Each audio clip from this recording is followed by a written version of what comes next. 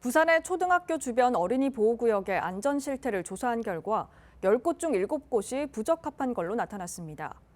이런 가운데 지난해 사망사고가 난 영도구의 한 초등학교 앞은 사고 이후 일부 안전시설이 보강됐지만 방호 울타리 등은 여전한 걸로 드러났습니다. 보도에 김석진 기자입니다. 지난해 4월 초등생 사망사고가 발생한 영도구의 한 초등학교 앞 통학로입니다. 급경사지 도로에 있는 횡단보도엔 안전시설이 추가됐습니다. 신속히 안전한 인도 방향으로 이동하세요. 당시 도로 위로 떨어진 화물에 힘없이 부서진 방호 울타리도 교체됐습니다. 새로 설치된 울타리는 차량이 충격했을 때 인도를 침범하지 않도록 콘크리트 경계석을 높이고 충격을 흡수할 수 있는 강화된 재질의 차량용 방호 울타리입니다. 하지만 다른 안전 울타리는 이전과 달라진 게 없습니다. 이에 대해 영도구는 지난 연말에서야 시로부터 예산을 받아 집행이 늦춰졌다고 답했습니다. 학교 이제 애들 등교할 때는 공사를 할 수가 없지 않습니까? 안전 문제도 있고 굴삭기도 다니고 해야 되니까 이게 그냥 일반적인 난간 설치 같은 경우는 지금 좀 하고 있긴 있는데 다른 초등학교 같은 경우는 근데 이게 이제 차량 방호 울타리가 들어가게 되면 기초도 설치를 해야 되고 그러면 공사가 들어가야 되거든요. 이제 그런 부분 같은 경우는 이제 저희가 방치하려고. 부산의 통학로 안전관리 실태가 심각한 수준으로 나타났습니다.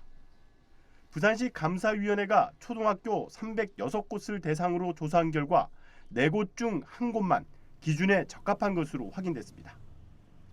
구군별로 보면 중구가 4곳 중 3곳이 기준에 만족해 가장 높았고 연제구는 16곳 중 단 1곳만 기준을 만족한 것으로 나타났습니다. 기준에 맞지 않는 안전 표시로는 어린이 보호구역의 시작과 종점을 알리는 노면 표시로 다른 위치에 설치된 곳이 많았습니다. 이에 감사위는 16개 모든 구군에 기관 주의 조치했습니다. 시민사회단체는 초등학교뿐만 아니라 모든 어린이 보호구역의 전수조사가 필요하다고 지적했습니다. 그러나 이제 스쿨존 지정은 초등학교뿐만이 아니라 어린이집, 유치원 또 어떤 대규모의 학원들도 스쿨존으로 지정된 곳이 많이 있습니다. 초등학교보다는 배가 넘는 그런 지역이 있어서 과연 그런 지역은 어떻게 해야 되는 건지 개선에 대한 것들 그런 것들에 대한 일단 좀 의문점이 들고요.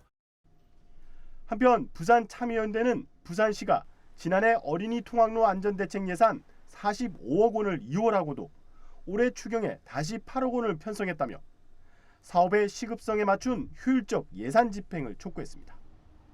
BTV 뉴스 김석진입니다. 채널 BTV